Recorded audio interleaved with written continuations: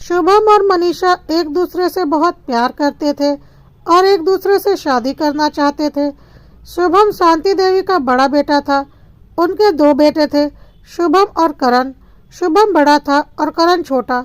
शुभम के घर में अब शुभम की शादी की बात चलने लगी थी, पर शुभम मनीषा से ही शादी करना चाहता था, इसलिए अपने घर में बताने की सोच रहा था कि वह मनीषा से प्यार करता है और उसी से शादी करना चाहता है। लेकिन इसमें एक बहुत बड़ी दिक्कत थी। मनीषा की एक बड़ी बहन थी, पिंकी। तो पहले पिंकी की शादी होती, उसके बाद मनीषा का नंबर आता। इधर शुभम के घर में शुभम के लिए रिश्ते खोजे जा रहे थे और उधर पिंकी के घर में पिंकी के लिए रिश्ते खोजे जा रहे थे।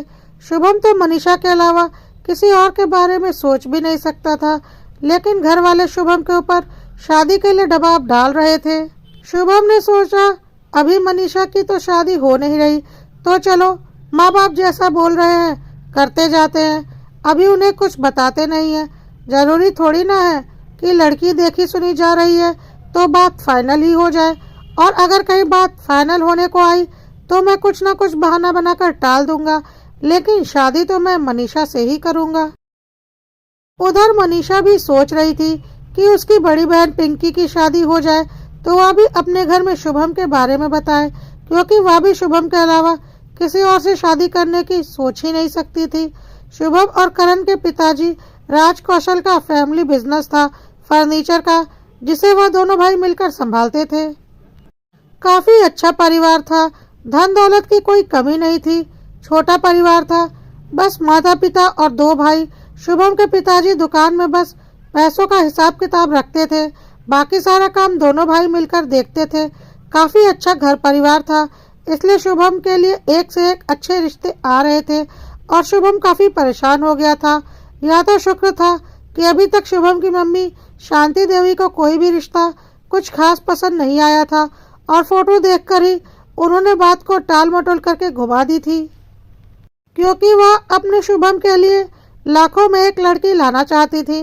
क्योंकि शुभम और करण दोनों भाई देखने में काफी खूबसूरत थे और वह चाहती थी उनकी पत्नी भी उन्हीं की तरह खूबसूरत हो, ताकि इनकी जोड़ी बहुत अच्छी जमे। इसी बीच एक दिन पिंकी का रिश्ता शुभम के लिए आया। शुभम ने पिंकी को कभी देखा नहीं था और वह नहीं समझ पाया कि पिंकी मनीषा की ही बड़ी बहन है। शायद उसने कभी मनीषा के मोबाइल में पिंकी की फोटो देखी होगी, पर वह ठीक से पहचान नहीं पाया। पिंकी भी देखने में बहुत खूबसूरत थी, साथ ही मनीषा भी बहुत खूबसूरत थी। पिंकी की फोटो देखते ही शुभम की मां शांति देवी को फोटो बहुत पसंद आ गई। उन्होंने कहा, लड़की तो बहुत खूबसूरत है, मुझे ऐसी ही लड़की शुभम के लिए चाहिए थी। अब इस लड़की को देखने का कार्यक्रम बनाया जाए। अगर लड़की सच में फोटो के जैसी खूबसूरत निकली तो यह शादी हम फाइनल कर लेंगे। अब तो शुभम को बहुत टेंशन होने लगी कि कहीं ऐसा ना हो कि पिंकी मम्मी को पसंद आ जाए और फिर उसकी शादी फाइनल कर दी जाए। तो वह तरह तरह के बहाने सोचने लगा शादी को टालने के लिए, क्योंकि पिंकी की फोटो शुभम ने भी देखी थी और उसे लग रहा था पिंकी को उसकी मम्मी जरूर पसंद कर लेंगी। तब वह क्या बोलेगा इस रिश्ते को टालने के लिए। अभी तक तो किसी लड़की को देखने वह नहीं गया था, क्योंकि किसी भी लड़की की फोटो उसकी मम्मी को पसंद आई ही नहीं थी। पर अब लड़की देखने का प्रोग्राम फाइनल हो चुका था और निश्चित दिन पर शुभम और उसके मम्मी पापा और छोटा भाई करण पिंकी को देखने के लिए उसके घर पहुंचे। पिंकी वाकई में बहुत ज़्यादा खूबसूरत थी और उसे देखते ही कोई भी पसंद कर लेता। ऊपर से बहुत ही व्यवहार कुशल भी थी, साथ ही साथ पढ़ी लिखी व पाक कला में भी निपुण थी, क्योंकि सारा कुछ खाना उसने खुद ही बनाया था जो शुभम और उसके घर वालों के सामने परोसा गया था। तो पिंकी में कोई भी बात नापसंद करने वाली थी ही नहीं और कोई भी पिंकी को एक बार में ही पसंद कर लेता। अब तो शुभम को लगने लगा कि उसकी माँ तो पिंकी को हर हाल में पसंद कर लेंगी और वह क्या बोलेगा, क्योंकि पिंकी में कभी निकालने लायक कोई बात थी ही नहीं। शुभम की माँ शांति देवी ने सचमुच पिंकी को पसंद कर लिया और बोला, हमें आपकी बेटी बहुत पसंद है और हम आपकी बेटी और शुभम की शादी के लिए तैयार हैं। आप लोग भी सोचकर बता दीजिए। पिंकी के मम्मी पापा ने बोला, अरे इसमें सोचना क्या है, हमें आपका बेटा पसंद था, तभी तो पिंकी का रिश्ता आपके घर भेजा था। हमें भी यह रिश्ता मंजूर है। अब तो शुभम की हालत खराब हो चुकी थी। करण को भी लग रहा था कि बहुत ही खूबसूरत भाभी मिल रही है उसे।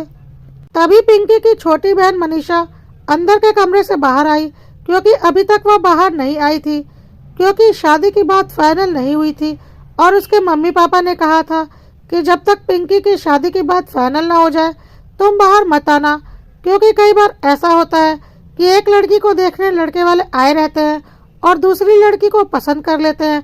इसलिए जब तक बात फाइनल ना हो जाए तुम अपने कमरे से बाहर मत निकलना। इसलिए मनीषा अपने कमरे में ही थी। वैसे तो पिंकी भला की खूबसूरत थी, लेकिन मनीषा भी कोई कम नहीं थी। दोनों बहन एक से बढ़कर एक थी, इसलिए मनीषा बाहर नहीं आ रही थी। लेकिन जब बात फाइनल हो गई तो अपने होने वाले जीजू को देखने के लिए वह व्याकुल हो गई और बाहर आ गई। लेकिन बाहर आते ही मनीष को देखकर वह हैरान हो गई। मनीष ने उसे फोन पर बताया था कि आज उसे किसी लड़की को देखने जाना है और वह बहुत खूबसूरत है। उसकी मम्मी उसे जरूर पसंद कर लेंगी, लेकिन कोई ना कोई बहाना बनाकर वह उस रिश्ते के लिए मना कर ही देगा। लेकिन मनीषा ने यह नहीं सोचा था कि वह लड़की उसकी अपनी सगी बहन पिंकी होगी। मनीषा और शुभम ने जब एक दूसरे को देखा तो उन्हें सारा माजरा समझ में आ गया कि पिंकी मनीषा की ही बड़ी बहन है। अब तो मनीषा और शुभम की हालत खराब हो गई। अब वह क्या करे, कुछ समझ में नहीं आ रहा था। इधर शुभम परेशान था कि वह मनीषा की बहन से शादी के लिए हाँ कैसे कर सकता है, और उधर मनीषा परेशान थी कि अपनी बहन के होने वाले जीवन साथी के बारे में वह कैसे बताए कि वह उससे प्यार करती है और उससे शादी करना चाहती है। बहुत परेशान हो गए दोनों, लेकिन कोई कुछ भी बोलने की हिम्मत नहीं कर पा रहा था। और इसके साथ ही पंडित जी को बुला लिया गया सगाई की डेट फाइनल करने के लिए। इतनी जल्दी सगाई की डेट की बात सुनकर मनीषा और शुभम की हालत खराब हो गई और उन्हें सब कुछ बिखरता हुआ नजर आने लगा। शुभम ने सोचा, इस तरह से तो तीन जिंदगियां बर्बाद हो जाएंगी। मैं और मनीषा एक दूसरे से प्यार करते हैं तो मैं पिंकी के साथ कभी खुश नहीं रह पाऊंगा। मनीषा और पिंकी भी आपस में दुश्मन बन जाएंगी।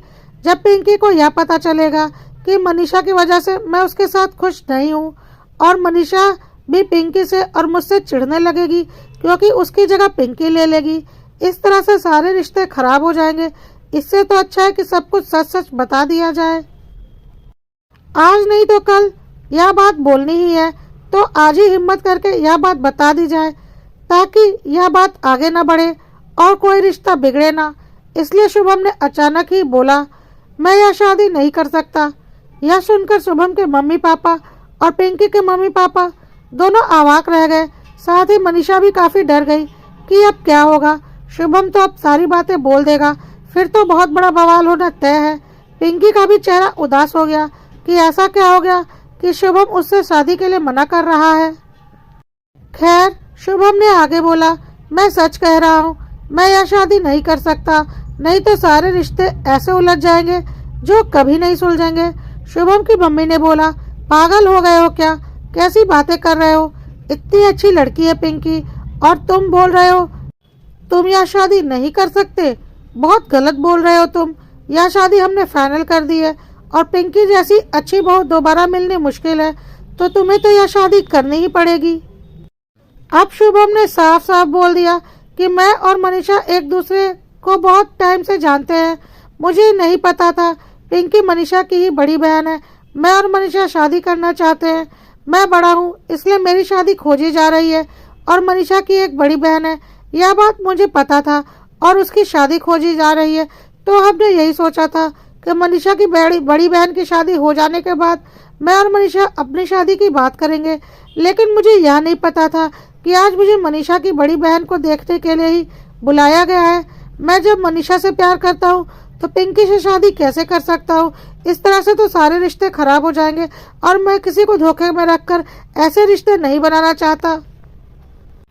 सच्चाई यह है कि मैं और मनीषा हर हाल में एक दूसरे के साथ रहना चाहते हैं और एक दूसरे के साथ ही रहेंगे। मैं तो कोई ना कोई बहाना बनाकर शादी को टालने की सोच रहा था। मुझे नहीं पता था पिंकी का रिश्ता ही मेरे लिए आ जाएगा। लेकिन अब जब बात इतनी आगे बढ़ चुकी है तो सच्चाई बतानी जरूरी हो चुकी है। पिंकी से मैं किसी भी हाल में शादी नहीं कर सकता। अब तो सबके चेहरों पर हवाइयाँ उड़ने लगी। किसी को कुछ समझ में नहीं आ रहा था कि क्या बोले।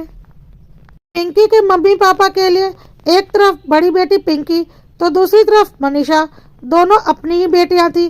किसकी तरफदारी करें, क्या करें, कुछ समझ में नहीं आ रहा था।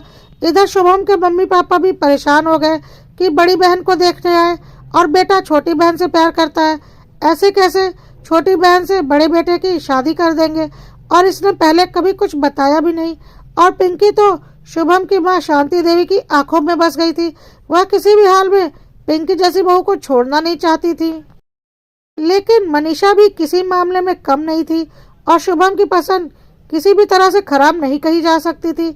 लेकिन अब क्या करते, कुछ समझ में नहीं आ रहा था कि एकाएक शुभम की मां ने पिंकी के मम्मी पापा से बोला, जी इस समस्या का एक समाधान मेरे पास है, अगर आप लोग तैयार हो तो। पिंकी की मम्मी पापा ने बोला, क्या समाधान है? तो शुभम की मम्मी ने बोला, एक काम करते हैं, शुभम की शादी मनीषा से कर देते हैं और करण मेरा छोटा बेटा शुभम से 2 साल ही छोटा है, उसकी शादी पिंकी से कर देते हैं। करण के तो शादी की कोई बात ही नहीं चल रही थी, उसकी शादी की बात होने लगी। करण ने बोला, यह क्या बोल रही हो मम्मी, अभी तो भाई के शादी की बात हो रही है। तो करण की मम्मी शांति देवी ने बोला, क्यों, तुझे भी कोई और लड़की पसंद है क्या? करण ने बोला, नहीं मुझे कोई लड़की पसंद नहीं। तो करण की मम्मी ने बोला, हाँ तो ठीक है ना, तेरी उम्र भी तो शादी की हो ही गई है, दोनों भाइयों की शादी एक साथ हो जाएगी। बस फर्क इतना होगा कि बड़ी बहन की शादी छोटे भाई से और छोटी बहन की शादी बड़े भाई से होगी। पिंकी के मम्मी पापा को भी यह बात ठीक लगी और पिंकी और मनीषा भी इस बात से खुश थे, क्योंकि करण भी किसी मामले में शुभम से कम नहीं था।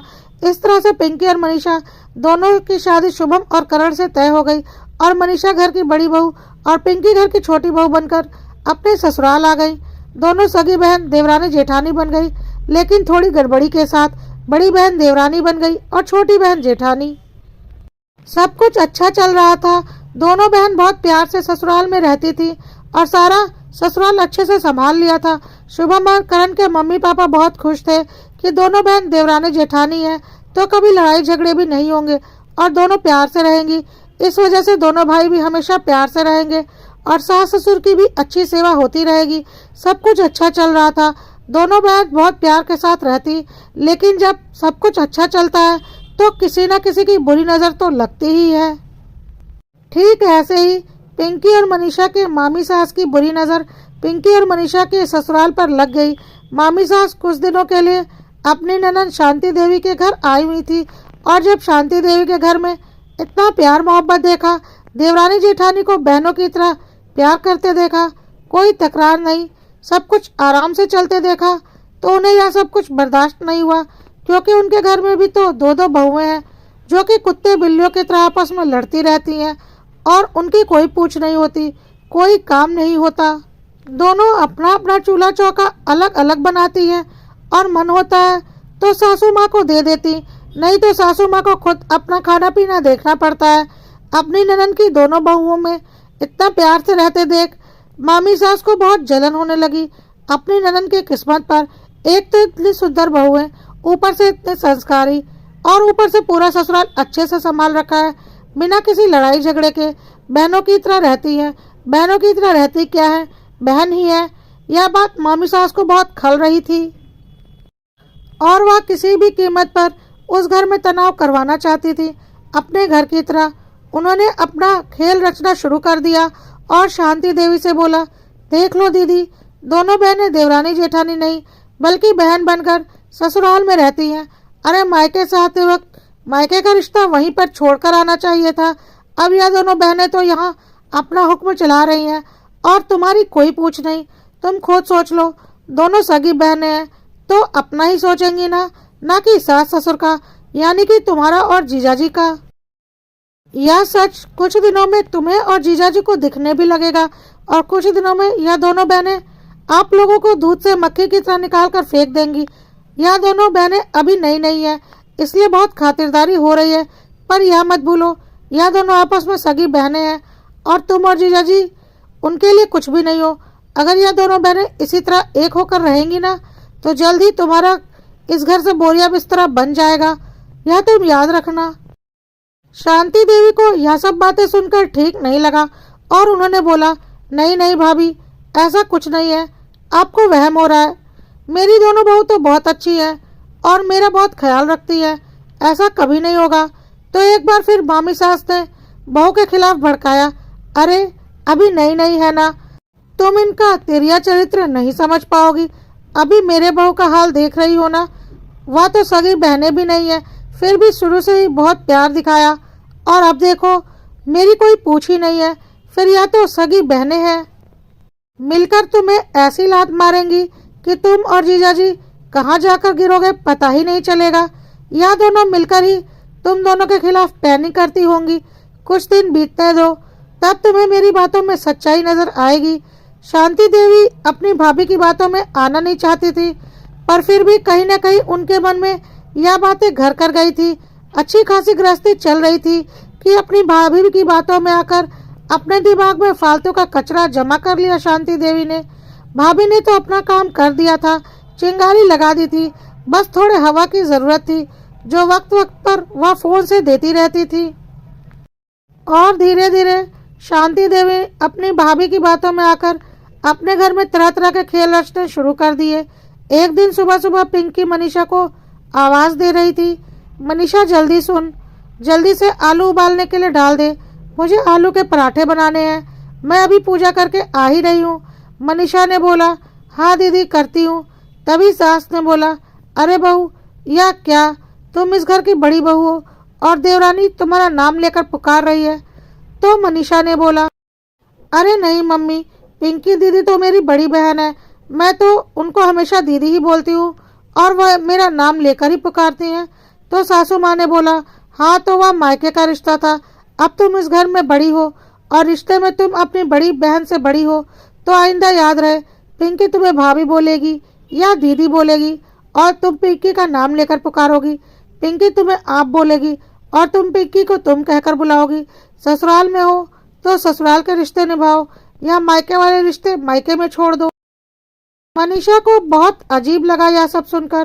पिंकी भी तब तक पूजा करके निकल चुकी थी और यह सब सुनकर उसे भी बहुत अजीब लगा, पर उसने कुछ बोला नहीं। अब बड़ी बहन को छोटी बहन को भाभी बोलने में बहुत संकोच हो रहा था और छोटी बहन को भी बड़ी बहन का नाम लेकर तुम तड़म करने में बहुत संकोच हो रहा था। लेकिन सासू माँ का हुक्म था तो जैसे तैसे वह दोनों इसकी आदत डाल रही थी, जो कि कहीं से भी सही नहीं था। इसी तरह से एक दिन घर में पूजा थी तो फिर सब बड़ों का आशीर्वाद लेने के लिए कहा गया। पिंकी और मनीषा ने अपने सास ससुर के पैर छुए, पिंकी ने अपने जेठ शुभम के भी पैर छुए। पिंकी घर की छोटी बहू थी, उसने सबका तो आशीर्वाद लिया लेकिन मनीषा के पैर नहीं छुए। तो सासू माँ ने दोबारा बोला, क्यों तुम अपनी जेठानी मनीषा के पैर नहीं छुओगी, वह रिश्ते में तुमसे बड़ी है। अब तो पिंकी और मनीषा दोनों को बहुत अजीब लगा, लेकिन सासू माँ का हुक्म था इसलिए पिंकी को मनीषा के पैर छूने पड़े। मनीषा को भी यह सब कुछ अच्छा नहीं लग रहा था, लेकिन सासू माँ यह सब कुछ जानबूझकर कर रही थी, क्योंकि उन्हें तो इन दोनों बहनों के बीच में आग लगानी थी ताकि यह दोनों आपस में दुश्मन बन जाए और उन्हें दूध से मक्खी की तरह निकाल कर ना फेंके, जैसा कि उनकी भाभी ने उन्हें सिखाया था।